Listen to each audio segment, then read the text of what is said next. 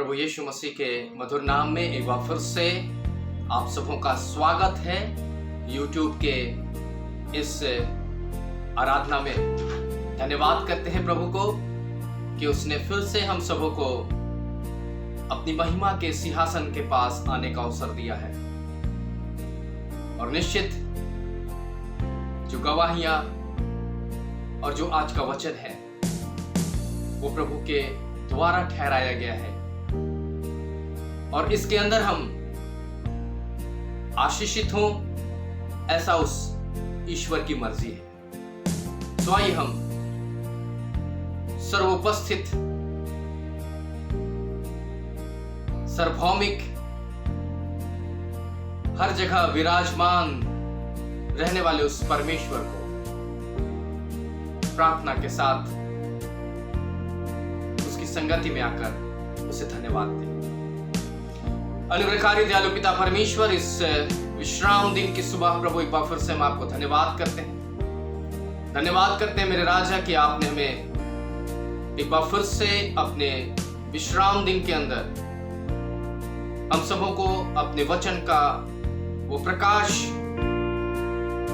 हमारे ऊपर डालने के लिए प्रभु आप तैयार हैं। और हम जितने भी भाई बहन प्रभु इस समय इन गवाहियों को, इन वचनों को सुनते हैं प्रभु, उस गवाही और उस वचन के द्वारा हमारे हृदय को प्रभु अपने लिए तैयार कर, अपनी आत्मा, अपनी अग्नि हमारे ऊपर डाल प्रभु। हमारे मुख को प्रज्वलित कर मेरे राजा। जिस प्रकार से मूसा आपकी संगति में 40 दिन और 40 रात रह करके प्रभु उस तेज को प्राप्त किया, वैसे ही प्रभु हम आपकी संगति में आपके तेज को प्राप्त करने वाले बेटे और बेटी बन जाएं। इसलिए प्रभु आपके आशीषित, आपके पवित्र और आपके अनुग्रहित हाथों के नीचे एक एक जन को सौंप दें, आशीष दें और अपनी महिमा को प्रकट करें। यीशु मसीह के नाम से इस विनती को मांगते हैं, दया से सुने और स्वर्गराज में इस निवेदन को ग्रहण करें। आमीन। उससे पहले कि हम आज के वचन को मनन करें, एक गवाही सुनते हैं हम, और गवाही सुन करके हम प्रभु के नाम की महिमा करेंगे। सो आइए हम गवाही की तरफ अपने ध्यान को केंद्रित करें।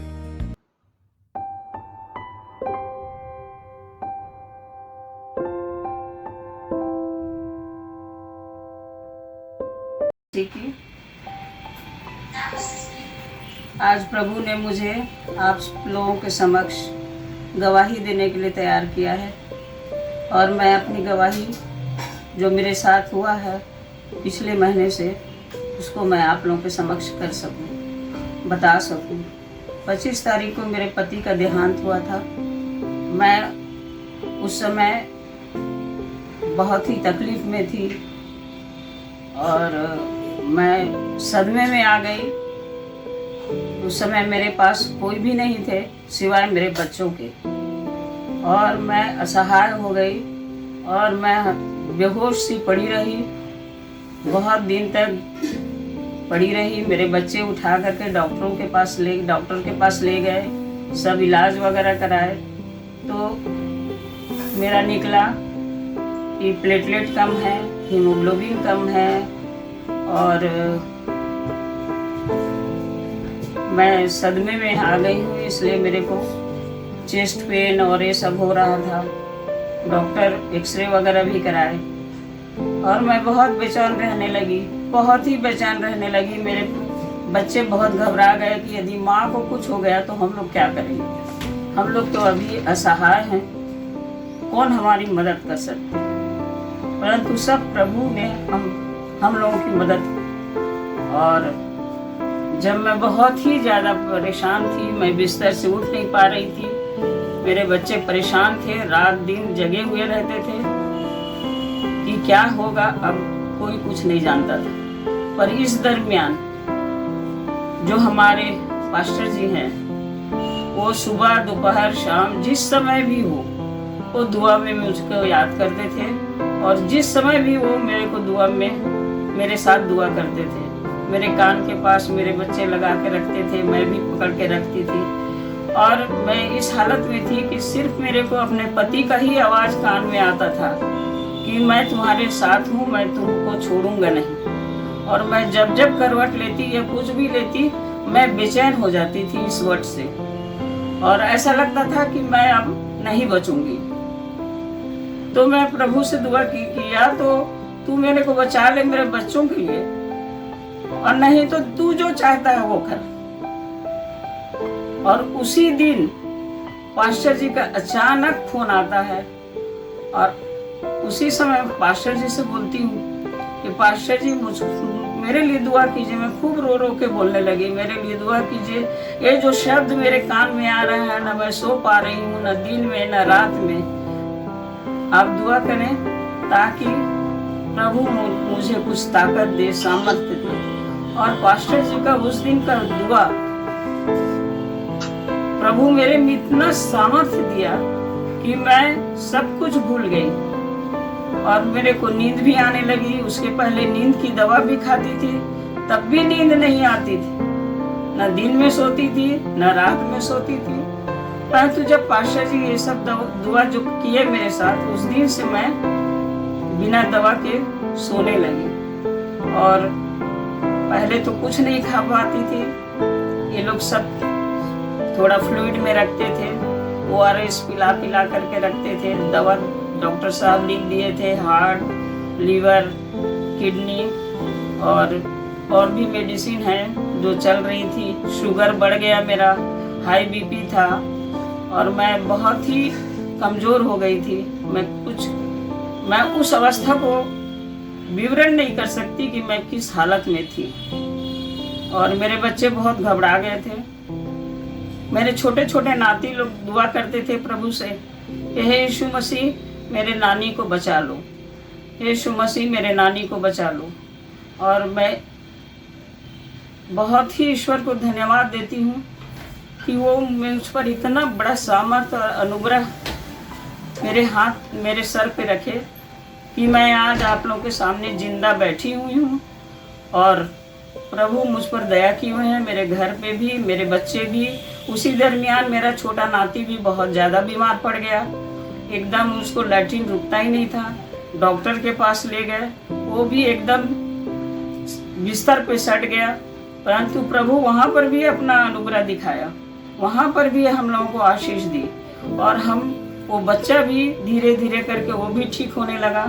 परंतु मैं पास्टर जी को बहुत बहुत धन्यवाद देती हूँ, जो मेरे को किसी दिन भी, किसी टाइम भी नहीं छोड़े, और दुआ में मुझको रखे हैं, और उससे मुझको सामर्थ्य मिलती रही, मेरे शरीर में ताकत आई।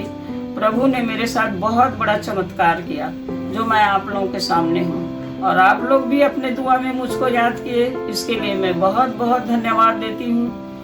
और इसी तरह से हम लोग सब एक दूसरे के साथ प्रेम और विश्वास में सब साथ में रहें, एक दूसरे के तकलीफ में साथ दें, प्यार रखें, विश्वास रखें। जब हम प्रभु के मानने वाले हैं तो ये सब चीज़ें हमारे में गुण आना चाहिए जो प्रभु यीशु मसीह का था। और मैं यही बोल करके समाप्त करती हूँ। आप सबों को धन्यवाद।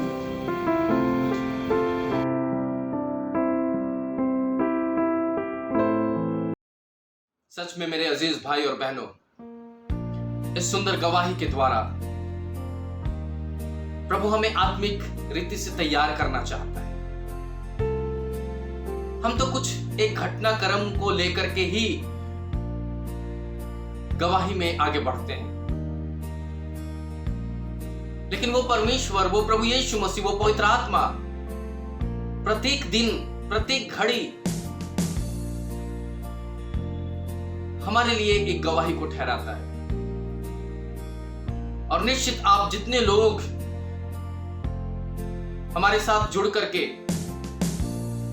प्रभु के नाम की महिमा को करते हैं, अगर आप लोग को भी लगता है कि मुझे अपनी गवाही प्रभु के लिए देनी है, तो निश्चित मेरे व्हाट्सएप नंबर पर जो डिस्प्ले होता है नंबर, उस पर आप अवश्य भेजें, ताकि आपकी भी गवाहियां किसी के लिए विश्वास की प्रेरणा स्रोत बन सके। सो आइए आज के वचन की तरफ आपका हम ध्यान केंद्रित करना चाहते हैं थोड़े समय के लिए। आज का जो विषय है वो है पत्थर। आज हम पत्थर के बारे में बातचीत करेंगे। हालांकि ये पत्थर बहुत कॉमन शब्द है और पत्थर हर इंसानों ने देखा है और कभी न कभी पत्थर उठा करके किसी चीज को तोड़ने का प्रयास भी किया है। ऐसा नहीं कहते कि अब आप पत्थर चढ़ाते होंगे। मैं ये कह रहा हूं कि बाल्य अवस्था के अंदर कभी न कभी उस पत्थर को उठा करके कहीं ना कहीं फेंका होगा। बाइबल के अनुसार पत्थर एक महत्वपूर्ण अवस्था को प्रकट करता है और उस महत्वपूर्ण अवस्था को मैं आज आपके साथ बांटने के लिए प्रभु की आत्मा से तैयार हूं। कुछ एक घटनाक्रम बाइबल के अंदर मैं आपको बताते हुए आज के वचन की तरफ आगे बढ़ाना चाहूंगा। अगर आप मत्ती की किताब उसके 7वें अध्याय और उसके 24, 25, 26 और 27 पद को पढ़ेंगे तो वहां पर एक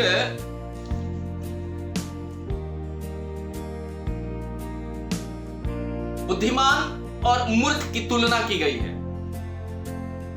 और उस बुद्धिमान और मूर्ख की बातें इस प्रकार से अंकित है। अगर मैं आपके लिए पढ़ना उचित समझूं तो मैं जरूर पढ़ूंगा और वहां इस प्रकार से लिखा है।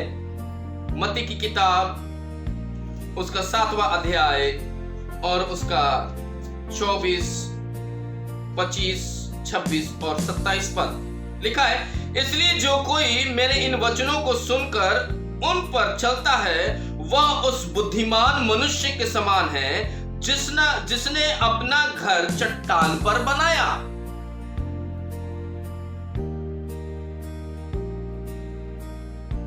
एक शर्त के साथ इस वचन को शुरू किया गया है और शर्त क्या है? शर्त यह है कि जो कोई प्रभु यीशु मसीह के वचनों को सुनकर उन पर चलता है वह उस बुद्धिमान मनुष्य के समान है जिसने अपना घर चट्टान पर बनाया, उस पत्थर पर बनाया। यानी कि परमेश्वर अपने इस वचन के द्वारा यह जाहिर करना चाहता है कि वचन को केवल सुनना नहीं है बल्कि उस पर चलना है और जो वचन सुनता है और जो वचन पर चलता है वो बुद्धिमान ठहरता है और वो बुद्धिमान अपना आत्मिक घर एक चट्टान पर बनाता है। और चट्टान कौन? चट्टान वो चट्टान जो प्रभु यीशु मसीह है। वो एक जीवित पत्थर है और प्रभु उस अवस्था के अंदर हमको और आपको बुद्धिमानी से आत्मिक घर बनाने की प्रेरणा दे रहा है। लिखता है जो वचन सुनता है और वचन का पालन करता है या उस पर चलता है वो बुद्धिमान है। और निश्चित जान लीजिए कि वो बुद्धिमान होगा क्योंकि वचन हमें परमेश्वर के नजदीक और परमेश्वर के अलौकिक ज्ञान से भरता है। और इसीलिए वचन के अंदर स्पष्ट कहता है, पिछले रविवार मैंने आपसे यही कहा था, समझ नीति वचन की किताब उसके 3रे अध्याय उसके 5वें पद। नीति वचन के अंदर यह भी कहता है कि परमेश्वर का भय मानना बुद्धि का मूल्य है। इसका मतलब जो परमेश्वर का भय मानेगा वो परमेश्वर के वचन को सुनेगा और वचन का पालन करेगा और वो बुद्धिमान हो जाएगा और बुद्धिमान बन करके अपने लिए एक आत्मिक घर का निर्माण करेगा। और वो आत्मिक घर का जो नींव है वो ठोस है, वो एक मजबूत चट्टान है, वो एक ऐसा स्टोन है जो कि बहुत मजबूती से हमारे आत्मिक घर को बनाने के लिए बेस प्रदान करता है, एक नींव प्रदान करता है। हवा में घर नहीं बनाया जाता, लटकता हुआ घर कभी नहीं बनता। उसके लिए एक मजबूत नींव की आवश्यकता होती है। और हम जो प्रभु के लोग हैं, हमें परमेश्वर आज उत्साहित करके ये कहना चाहता है कि हमें बुद्धिमान बनकर करके अपना घर, आत्मिक घर परमेश्वर के पुत्र प्रभु यीशु मसीह पर बनाना शुरू कर देना है। वचन ये भी कहता है, अगर आप इसको मैं लगातार थोड़ा पढ़ देता हूं तो समझ में आएगा आपको। मत्ती किताब उसके 7वें अध्याय और उसके 24 पद को, 24, 25, 26, 27 पद को, इसलिए जो कोई मेरे इन वचनों को सुनकर उन पर चलता वह उस बुद्धिमान मनुष्य के समान है जिसने अपना घर चट्टान पर बनाया। और मैं वर्षा, बाढ़ें आई, आंधियां चली और उस घर से टकराई, फिर भी वो नहीं गिरा क्योंकि उसकी नींव चट्टान पर डाली गई थी। जो प्रभु के वचन को सुनता है, वचन पर चलता है, वो बुद्धिमान बनता है। और बुद्धिमान बन करके वो अपना आत्मिक घर प्रभु यीशु मसीह में शुरुआत करता है। हालेलुया। वो प्रभु यीशु मसीह में अपने रंदे को रखता है। वो प्रभु यीशु मसीह में अपने आत्मिक ईंट को बनाना, सरियाना शुरू करता है। उस पर प्लास्टर लगाना शुरू करता है, उसमें गारा लगाना शुरू करता है। और वो गारा और सीमेंट हमारा आत्मिक फल है, जो कि हम बुद्धिमानी से परमेश्वर की आत्मा से भर करके हम अपने जीवन में अर्जित करते हैं। और प्रभु का वचन कहता है कि ऐसे आत्मिक घर पर संसार की कोई भी विपत्ति क्यों ना आ जाए, किसी प्रकार की बीमारी क्यों ना आ जाए, किसी प्रकार की लाचारी क्यों ना आ जाए, आप संभवतः हो सकते हैं कभी निराश हो जाए, संभवतः हो सकता है आप अपने जीवन में विपरीत परिस्थिति को देख करके आप थोड़े से रुक जाए, हो सकता है आप विपरीत परिस्थिति को देख करके आप थोड़े से ठहर जाए, हो सकता है आप विपरीत परिस्थिति को देख करके थोड़े से मायूस हो जाए, हो सकता है आप विपरीत परिस्थिति को देख करके थोड़ा सा सहम जाए, लेकिन आपके आत्मिक घर को कभी भी परमेश्वर, जो कि प्रभु यीशु मसीह के ऊपर आपने बनाया है, उसे कभी नुकसान नहीं होने देगा। ये गारंटी है, कभी नुकसान नहीं होने देगा, क्योंकि आपने अपना आत्मिक घर प्रभु यीशु मसीह के ऊपर बनाना शुरू किया है। अर्थात आपके आत्मिक घर का नींव प्रभु यीशु मसीह है। और हमने प्रभु यीशु मसीह पर विश्वास किया है, और प्रभु यीशु मसीह हमें आत्मिक घर बनाने के लिए प्रेरित करता है। लाख आ जाए मुसीबत, परिस्थितियां हमारे हो जाए विपरीत, कोई फर्क नहीं पड़ता। अपने आप से दूर हो जाए, कोई फर्क नहीं पड़ता। लोग आपको समझे या ना समझे, कोई फर्क नहीं पड़ता। आप के प्रति लोग कितना उदार हैं, इससे आपको कोई मतलब नहीं हो सकता। मनुष्य आपके बारे में क्या सोचता है, इससे भी कोई फर्क नहीं पड़ता। फर्क तो यह पड़ता है कि आपने अपनी आत्मिक घर को किस नींव पर बनाना शुरू किया है। अगर हमारा नींव प्रभु यीशु मसीह है, वो जीवित पत्थर है, आंधियां आएंगी आने दो, परेशानियां आएंगी आने दो, दिक्कतें आएंगी आने दो, तंगी आएंगी आने दो, शरीर कमजोर पड़ जाएगा आने दो, कुछ दिमाग काम नहीं करेगा, होश खो बैठेंगे लोग, कहेंगे अरे ये क्या हो रहा है इसके साथ। जब से इसने प्रभु यीशु मसीह को पाया है, इसके जीवन के अंदर तो बड़ा भूचाल आ गया है। ऐसा होता भी है, कई लोग ऐसा टिप्पणी करते भी है, पादरी साहब इससे पहले तो हम ठीक थे, जब से हमने प्रभु को ग्रहण किया है परेशानियां ही परेशानियां आ रही हैं। याद रखिएगा हमारा नींव प्रभु यीशु मसीह है, और वो आपको धाराशाही होने नहीं देगा, वो आपको गिरने नहीं देगा, वो आपके आत्मिक घर को संभाले रखेगा।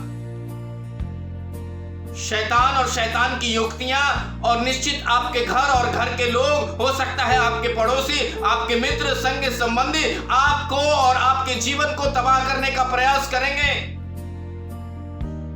संभवतः हो सकता है आपके पैर को खींचेंगे, आपके सामने परिस्थितियां विपरीत बनाएंगे, लेकिन प्रभु का वचन कहता है जो प्रभु का वचन सुनता है और उस पर चलता है वो उस चट्टान पर अपना घर बनाता है। जो आंधी आए, तूफान आए, बारिश आए, लेकिन उसको नुकसान नहीं हो सकता। Hallelujah, hallelujah. प्रभु हमारे आत्मिक घर को ऐसे ही प्रोटेक्ट करता है, ऐसे ही सुरक्षा देता है, ऐसे ही संभालता है। और दाऊद क्या कहता है? दाऊद कहता है, प्रभु तू मेरे आगे पीछे दाहिने बाएं चारों तरफ है, मैं भाग करके कहां जाऊं?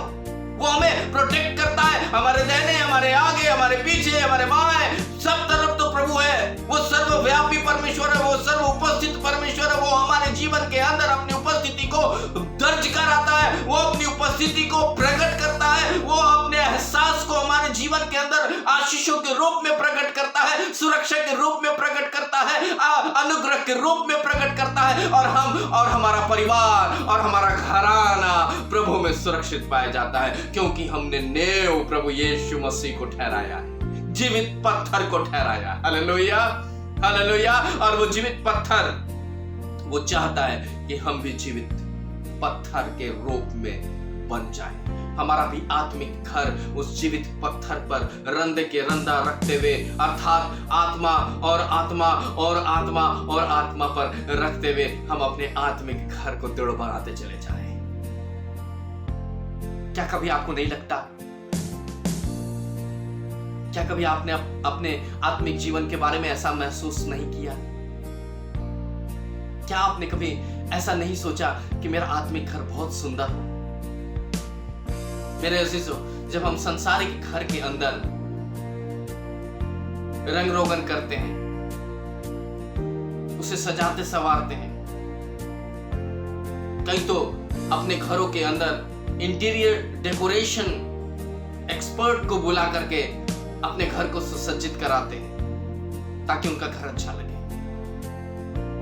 ताकि उनके घर में जो आए वो उन सजावट को देख करके खुश हो जाए, उनके घरों के रंग रोगन को देख करके वाह कितना अच्छा आपने अपने घर को बनाया है। हमारा प्रभु तो भी यही चाहता है, हमारा परमेश्वर भी तो यही चाहता है, हमारा प्रभु यीशु मसीह भी तो यही चाहता है कि हमारी आत्मिक घर सुंदर हो, हमारा आत्मिक घर मजबूत हो, हमारा आत्मिक घर जीवित हो। धाराशाही होने के लिए आत्मिक घर मत बनाइए, आप अपने घर को मजबूती से खड़ा करने वाला घर बनाइए, क्योंकि हमारा प्रभु यीशु मसीह एक मजबूत नींव प्रदान करने वाला प्रभु यीशु मसीह है। वचन क्या कहता है? थोड़ा सा ऐसे देखेंगे हम। 5 बातें जो हैं वो हमको जीवित पत्थर बनने से रोकती है। 5 बातें हैं, और ये 5 बातें जो हैं वो हमारे जीवन पर बहुत बड़ा प्रभाव डालती है। जैसा कि मत्ती किताब 7 अध्याय के 26 पद से हम पढ़ रहे हैं। वहां लिखा है, परंतु जो कोई मेरे इन वचनों को सुनता और उसका पालन नहीं करता, वो उस मूर्ख के समान है जिसने अपना घर बालू पर बनाया, और मेघ बरसा, बाढ़ें आई, आंधियां चली और उसका घर टकराया और वह गिर पड़ा और पूर्णतः ध्वस्त हो गया। मेरे अजीजों, जब हम अब घर बनाने का प्रयत्न करते हैं तो अगर हम बुद्धिमानी से घर ना बनाएं तो शायद वो घर उतना मजबूत नहीं बनेगा, शायद उस घर के अंदर उतनी खूबसूरती नहीं आएगी, शायद वो घर इतना मजबूत ना हो, क्योंकि उसका बेस खोखला है। क्यों? क्योंकि हमें नॉलेज नहीं था, हमें ज्ञान नहीं था, हमें अनुभवों की कमी थी, इसलिए घर कमजोर हो गया। मैं ईंट और गारे के बात की नहीं बात कर रहा हूं, मैं आत्मिक घर की बात कर रहा हूं। हम अपने आत्मिक घर को जब बनाते हैं तो उसमें हमें परमेश्वर का सहारा लेना बहुत जरूरी है, हमें परमेश्वर के वचन का पालन करना बहुत जरूरी है। हमें वचन पर चलने की निहायती एक आवश्यकता जान पड़ती है। और जब हम वचन और वचन के अनुसार अपने जीवन को तैयार करते हैं तो हमारा एक आत्मिक जीवन जो है या आत्मिक घर जो है वो सुंदर ढांचे में, एक सुंदर घर के अंदर तब्दील हो जाता है। लेकिन कई बार विडंबना ये होती है कि हम प्रभु का वचन पढ़ते हैं, वचन को सुनते हैं, वचन के मनन को भी करने का प्रयत्न करते हैं, लेकिन मन उचट जाता है इसलिए कि हम सुनना पसंद नहीं करते और वचन पर चलना पसंद नहीं करते, क्योंकि उबाऊ लगता है ये।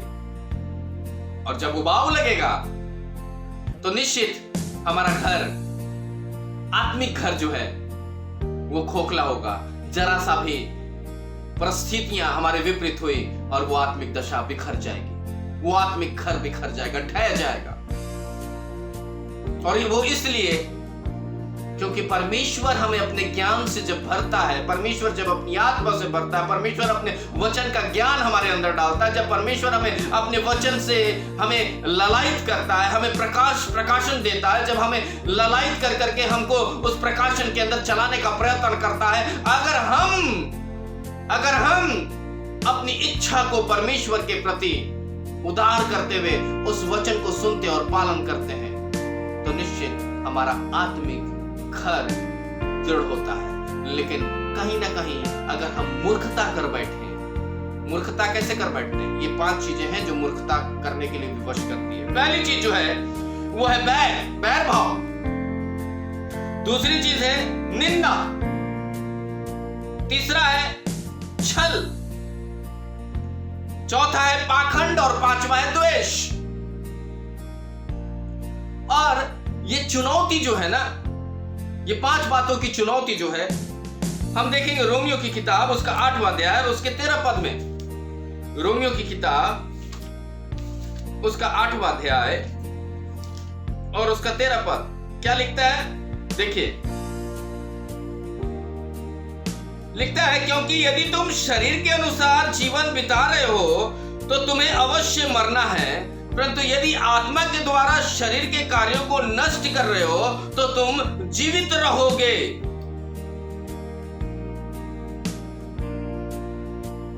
वचन सुन रहे हैं और वचन का पालन कर रहे हैं तो हम एक आत्मिक दृढ़ घर का निर्माण कर रहे हैं। और उस दृढ़ घर का निर्माण में सबसे बड़ा योगदान प्रभु यीशु मसीह है, जो कि हमारा बेस है, हमारे विश्वास का आधार है। और हम विश्वास क्या करते हैं कि प्रभु यीशु मसीह इस जगत में आया, हमारे गुनाहों के लिए उसने दुख सहा, कष्ट सहा, पीड़ा सही, क्रूस पर मृत्यु को प्राप्त किया और तीसरे दिन मृतकों में से जी उठा। और ये हमारा विश्वास का नेव है, आत्मिक घर का नेव है, जिसे हम विश्वास में प्रकट करते हैं। हम विश्वास करते हैं कि ये हमारा नेव है, जीवित पत्थर है जो हमें दृढ़ करता है। और जब ये भावना हमारे अंदर आएगी तब आप रूपी परमेश्वर का वचन ये साकार होगा। क्योंकि यदि तुम शरीर के अनुसार जीवन बिता रहे हो तो तुम्हें अवश्य मरना है, यानी कि हमारा घर ढह जाएगा और फिर कभी उसका बनाना या उसका निर्माण करना असंभव होगा, क्योंकि वो ढा दिया गया है, क्योंकि वो गिर गया है, क्योंकि उसका सर्वनाश हो चुका है। मत्ती किताब उसके 15वें अध्याय में क्या लिखता है, जो डाली मुझ में नहीं है, जो डाली मुझ में है और नहीं फलती है उसे वे काट डालता है और अपने से अलग कर देता है ताकि उसे आग में झोंक दिया जाए। मेरे अजीजों, हम कैसी डाली बनना चाहते हैं? जंगली बीज का पौधा बनना चाहते हैं या फलदायी बीज का पौधा बनना चाहते हैं?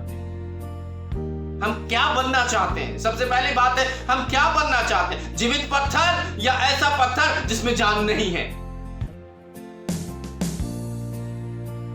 हमारा पत्थर तो जीवित पत्थर है। लिखा है कि जिसे राजमिस्त्री ने नकार दिया वो कोने का सिरा वाला पत्थर बन गया। जीवित पत्थर। और उस पर जब हम अपने आत्मिक घर को बनाते हैं तो वो दृढ़ता से वो बनता है। यदि आत्मा के द्वारा शरीर के कार्य को नष्ट कर रहे हो तो तुम जीवित रहोगे, अनंत जीवन प्राप्त करने वाले लोग ठहरेंगे, क्योंकि हमारा आत्मिक घर जीवित चट्टान पर बना हुआ है।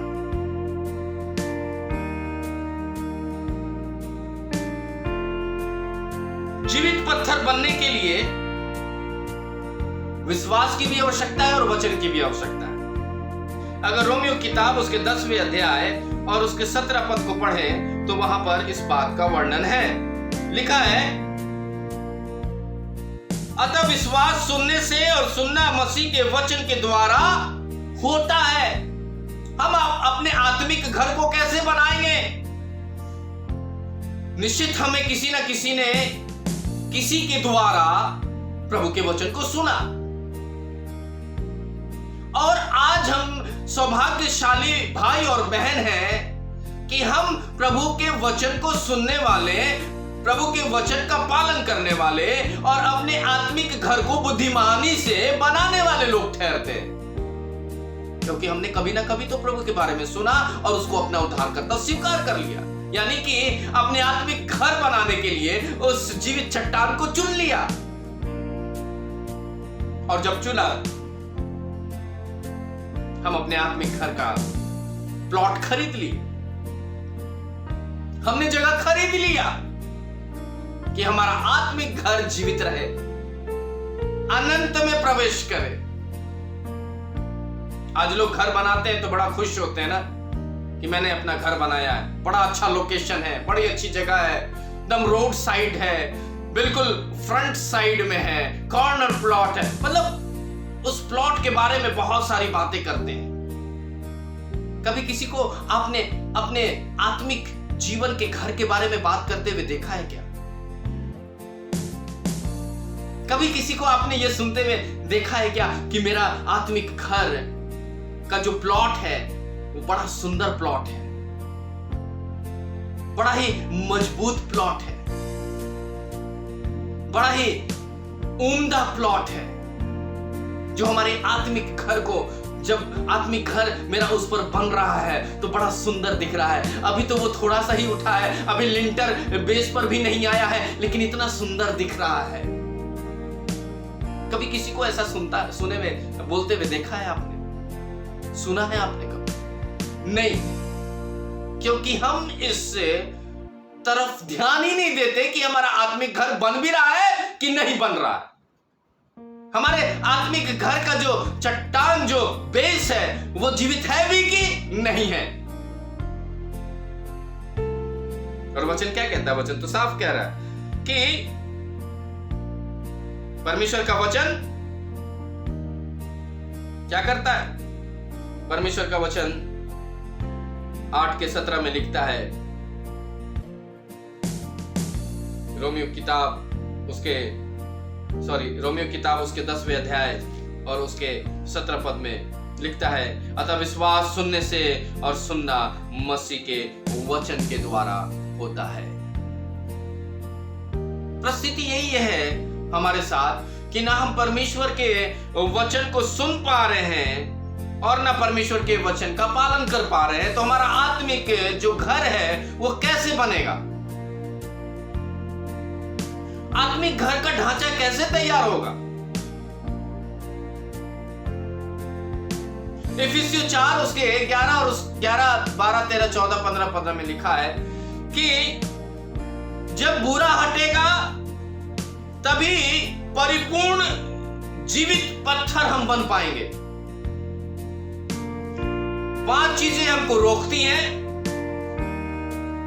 बैर भाव, निंदा, छल, पाखंड, द्वेष। लेकिन ये 5 चीजें जब हमारे जीवन से हटती हैं तो हम एक जीवित पत्थर की नाई दिखने लगते हैं, क्योंकि हमारा बेस ही जीवित है, हमारा प्रभु यीशु मसीह जिंदा है और हम भी जीवित बन जाते हैं। Hallelujah, hallelujah. वो हमें एक जीवित मंदिर, जीवित चलता फिरता हुआ आत्मिक भवन में तैयार करता है, जीवित घर के रूप में तैयार करता है। क्या लिखा है मैं आपके लिए पढ़ता हूं, इफिसियों की किताब उसका 4 अध्याय और उसका 11 पद से। इफिसियों की किताब उसका 4 अध्याय और उसका 11वां पद से लिखा है। 11 पद में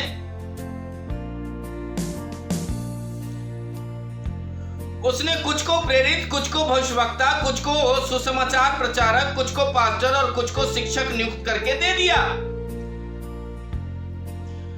अभी बुरा हटेगा तो हमारे आत्मिक घर के अंदर इजाफा होगी, बैर भाव हटेगा, निंदा, छल, पाखंड और द्वेष हटेगा तो प्रभु का वचन हमें सुसज्जित करेगा, हमें वो आकार देगा। नकाशी करते ना घर के अंदर, वैसी नकाशी हमारे ऊपर होगी। हमारे आत्मिक घर को वो नकाशी में तब्दील करेगा, वो नकाशी करना शुरू करेगा, एक अच्छा चित्र बनाना शुरू करेगा। कैसे बनाएगा? लिखा है कि उसने कुछ को प्रेरित, कुछ आत्मिक भवन प्रेरित होंगे, कुछ आत्मिक भवन भविष्यवक्ता होंगे, कुछ आत्मिक भवन सुसमाचार प्रचारक होंगे, कुछ आत्मिक भवन पास्टर होंगे, कुछ आत्मिक भवन शिक्षक नियुक्त किए जाएंगे कि लोग सेवा कार्य के योग्य बने और मसीह की देह तब तक उन्नति करे। हालेलुया। हमें नकाशी चित्र बनाया जाएगा, हमें गढ़ा जाएगा, हमें तराशा जाएगा और हमें एक आत्मिक भवन के अंदर या हमारे आत्मिक घर को जो जीवित पत्थर के ऊपर बनाया गया है उसको बड़े अच्छे से सुंदर नक्काशी कर करके वो हमें ठहराएगा। किसी को प्रेरित बनाएगा, किसी को प्रचारक बनाएगा, किसी को वो धर्मगुरु बनाएगा, किसी को पास्टर बनाएगा, किसी को शिक्षक देने वाला बनाएगा, किसी को सेवा कार्य के योग्य ठहराएगा। तैयार हैं जीवित पत्थर के ऊपर अपने आत्मिक घर को बनाने के लिए? क्या आप तैयार हैं? जीवित पत्थर के ऊपर आप अपने आत्मिक घर का नक्काशीदार, सुंदर, आकर्षक घर बनाने के लिए कितना लालायित हैं आप? कितना आप अंदर से जागरूक हैं कि मेरा आत्मिक घर बहुत सुंदर हो, दूसरे से बड़ा अच्छा हो? कितना जलन आप रखते हैं कि दूसरा भविष्यवाणी कर सकता, मैं क्यों नहीं कर सकता, या मैं क्यों नहीं कर सकती? दूसरा अन्य भाषा बोल सकता है, मैं क्यों नहीं बोल सकता और मैं क्यों नहीं बोल सकती? दूसरा चंगाई देने का सामर्थ्य रखता है, मैं क्यों नहीं रख सकती और मैं क्यों नहीं रख सकता? कभी जलन किया है? नहीं किया है तो आपकी बुद्धि, आपकी अज्ञानता आपको खोखला आत्मिक घर बना रहा है या खोखले घर को आप तैयार कर रहे हैं। अगर ये जलन नहीं है तो प्रतिदिन युद्ध करिए। आप जीवित चट्टान के ऊपर आत्मिक घर को बनाने वाले लोग हैं। आप प्रतिदिन युद्ध करिए, परमेश्वर के सामने गिड़गिड़ा करके प्रार्थना करिए और कहिए दूसरा आत्मिक दशा में ये कर सकता है तो मैं क्यों नहीं कर सकता, क्योंकि मैं भी तो प्रभु तेरा जीवित पत्थर हूं। मैं भी तो प्रभु यीशु मसीह को अपना आधार माना है। मैंने भी तो प्रभु यीशु मसीह पर अपना आत्मिक घर बनाया है। मैं आपके वचन पर चलने वाला और चलने वाली दासी और दास हूं, बेटा और बेटी हूं। मैं भी तो परमेश्वर आपके पुत्र प्रभु यीशु मसीह पर विश्वास रखने वाले बेटा और बेटी हूं। वो कर सकता है तो मैं क्यों नहीं कर सकता? दूसरे लोग पवित्र आत्मा से भर कर करके पवित्र आत्मा की बातों को करते हैं, मैं क्यों नहीं कर सकता और कर सकती हूं? अगर ये भाव नहीं है तो हम जीवित पत्थर पर जीवित आत्मिक भवन नहीं बना रहे हैं, आत्मिक घर नहीं बना रहे हैं, और निश्चित जान लीजिए वो धराशायी हो जाएगा। हमारा एक जीवित पत्थर है जिसके बारे में बहुत पहली भजन संहिता किताब 118 के अंदर कह दिया गया था। उसके 22वें पद को देखिए, लिखा है, जिस पत्थर को राजमिस्त्री ने ठुकरा दिया वह कोने का पत्थर बन गया। ये वही प्रभु यीशु मसीह है जो जीवित पत्थर है, जो दो दीवार को जोड़ने का काम किया। एक दीवार प्रभु यीशु परमेश्वर और एक दीवार हम और आप, और इन दोनों के बीच में वो पत्थर को जोड़ दिया गया, अर्थात प्रभु यीशु मसीह को बिचवाई बना दिया गया, प्रभु यीशु मसीह को मध्यस्थ बना दिया गया, ताकि वो दो दीवार जुड़ जाए। जीवित पत्थर, परमेश्वर भी जीवित, हम भी जीवित, और हमको प्रभु यीशु मसीह जो जोड़ रहा है वो भी जीवित। परमेश्वर भी जीवित, हम और आप भी जीवित, और प्रभु यीशु मसीह भी जीवित, और वो जीवित पत्थर हमें और आपको जोड़ रहा है। और वही जीवित पत्थर, वही जिंदा पत्थर, वही अपने में सामर्थ्य रखने वाला पत्थर हमें और आपको भी जीवित पत्थर बनने की प्रेरणा दे रहा है। हमें भी उस जीवित पत्थर के बनने के लिए हमें उत्साहित कर रहा है। पहला पतरस उसका 2 अध्याय और उसका 5वां पद क्या लिखता है? पहला पतरस उसका 2 अध्याय और उसका 5वां पद लिख रहा है, तुम भी जीवित पत्थर के समान एक आत्मिक भवन बनते जाते हो, जिससे कि पुरोहितों का एक पवित्र समाज बनकर ऐसे आत्मिक बलिदान चढ़ाओ जो यीशु मसीह के द्वारा परमेश्वर को ग्रहणने योग्य हो। हमें अपना आत्मिक घर बनाना है उस जीवित चट्टान पर, उस जीवित चट्टान के ऊपर अपने घर को बना करके तैयार करना है, ताकि हम एक पवित्र समाज बन सके, पवित्र लोग ठहर सके, पवित्र लोगों की एक मंडली ठहर सके, पवित्र लोगों का एक समूह ठहर सके, पवित्र लोगों का एक जन समूह ठहर सके हम लोग। परमेश्वर इसीलिए तो हमें और आपको उस प्रभु यीशु मसीह जो कि जीवित पत्थर है उस पर हमें आत्मिक घर बनाने की प्रेरणा दे रहा है। तो स्पष्ट लिखा, तुम भी जीवित पत्थरों के समान एक आत्मिक भवन बनते जाते हो। हमें भवन बनते जाना है। ईंट और गारे का घर बनाकर जितना खुश होते हैं ना, उससे ज्यादा हमें अपने आत्मिक घर को बना करके खुश होना है। परमेश्वर की यही मनसा है कि प्रभु यीशु मसीह में हम आत्मिक घर, आत्मिक मंदिर और आत्मिक लोग बन सके, एक आत्मिक पत्थर के रूप में हम निर्मित हो सके। एक बहुत बड़ी चुनौती मेरे अजीजों आज के दिन, एक बहुत बड़ा, एक आपके सामने एक ऐसी अवस्था रख दी गई है आज के वचन से कि आप कैसे पत्थर है इसको चुनना होगा, क्योंकि वो उस जीवित पत्थर ने एक बहुत ही अच्छा उदाहरण दिया। पतरस का नामकरण यूहन्ना किताब उसका 1 अध्याय उसके 42वें पद में पढ़िएगा, और मत्ती किताब उसका 16वां अध्याय उसके 18 पद में इसी पतरस के ऊपर कलीसिया बनाने की बात प्रभु यीशु मसीह कहता है। जीवित पत्थर के ऊपर, उस पत्थर के टुकड़े के ऊपर प्रभु का कलीसिया बनने जा रहा है। और सबसे पहली कलीसिया पतरस के सुसमाचार सुनाए जाने के बाद, प्रेरितों के काम उसके 2 अध्याय के अंदर स्पष्ट लिखा है कि जब वो प्रचार करना शुरू किया, 3000 लोग पहली बार पहली कलीसिया बन करके सामने आए। 3000 लोगों ने विश्वास किया और वो पहली कलीसिया बन गए। एक छोटे से टुकड़े को प्रभु यीशु मसीह ने, जीवित टुकड़े को अर्थात उस पतरस को ये आशीष दिया कि मैं तुझ पर अपनी कलीसिया बनाऊंगा, और पहली कलीसिया पतरस ने बना दिया। प्रेरितों के काम उसके 2 अध्याय के अंदर।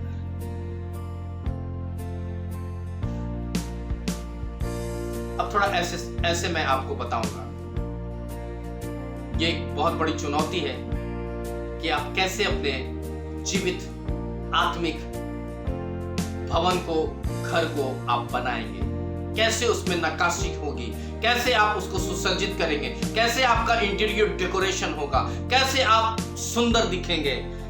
कई बार हमारे बीच में भी ऐसे लोग हैं जो आपको आत्मिक घर बनाने से रोकेंगे, परिस्थितियां आपके सामने खड़ी कर देंगे, विपरीत अवस्थाएं आपके सामने आएंगी और आप चाह करके भी उससे अलग नहीं हो पाइएगा, क्योंकि आपको वो उस परिस्थिति में आपको भी सुकून मिल रहा है, आपको भी अच्छा लग रहा है और आप भी उस परिस्थिति के अंदर आनंद को महसूस कर रहे हैं। लेकिन कई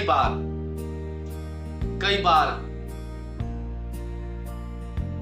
हमारे बीच में यहूदा इस्करियोती की तरह कई लोग आ जाते हैं जो आपके साथ उठते हैं, बैठते हैं, खाते हैं, पीते हैं, आपके दुख में भी भागी होते हैं, आपके सुख में भी भागी होते हैं। कई बार वो आपसे अच्छा व्यवहार करते हैं, कई बार वो अपने प्रेम को प्रकट करते हैं। लेकिन सावधान मेरे अजीजों, ये वो पत्थर है जो ठोकर का कारण है। ये वो पत्थर बन करके आपके आत्मिक घर को गिराने का प्रयत्न करते हैं, जिसको आप बनाने का यत्न कर रहे हैं। आप जिसे नक्काशी करना चाहते हैं ना, उस नक्काशी, पवित्र आत्मा की उस नक्काशी को वो स्टॉप कर देना चाहते हैं, रोक देना चाहते हैं, आपको बढ़ने नहीं देना चाहते, आपको जीवित पत्थर बनने से रोकते हैं।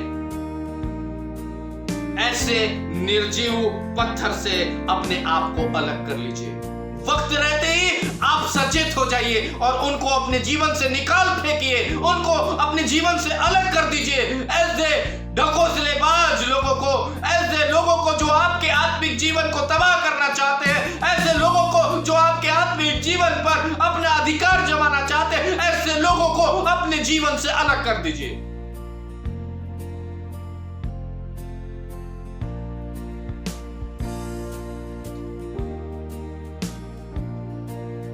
क्योंकि ये पत्थर यहूदा इस्करियोती की तरह अपना प्रेम दिखा करके आपको बार बार शैतान के हाथों में छोड़ देंगे। हम प्रभु यीशु मसीह नहीं बन सकते और हम प्रभु यीशु मसीह हो भी नहीं सकते, क्योंकि वो 100% उस परमेश्वर का पुत्र था जिसमें कोई भी पाप नहीं पाई जाती थी। वो तो यहूदा इस्करियोती के धोखे को समझ चुका था, वो उस यहूदा इस्करियोती के उस धोखे के प्यार को समझ चुका था।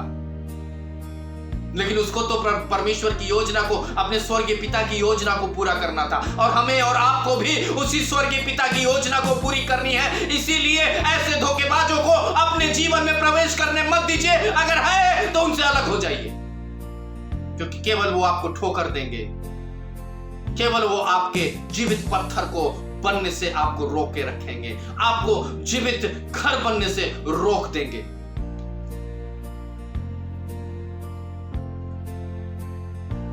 प्रभु यीशु मसीह तो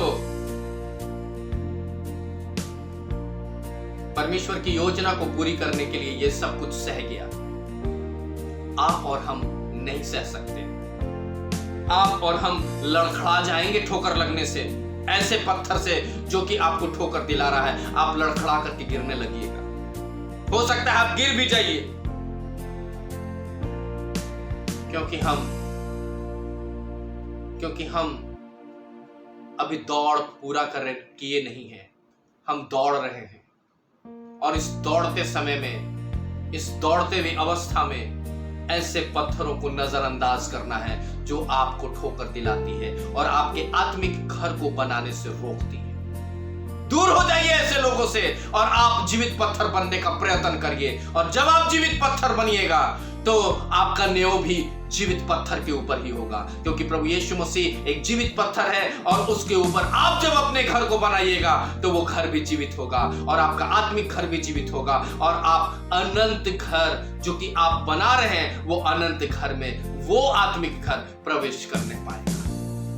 निश्चित प्रभु आप सबों से आज के दिन इस पत्थर रूपी विषय से बातचीत किया है।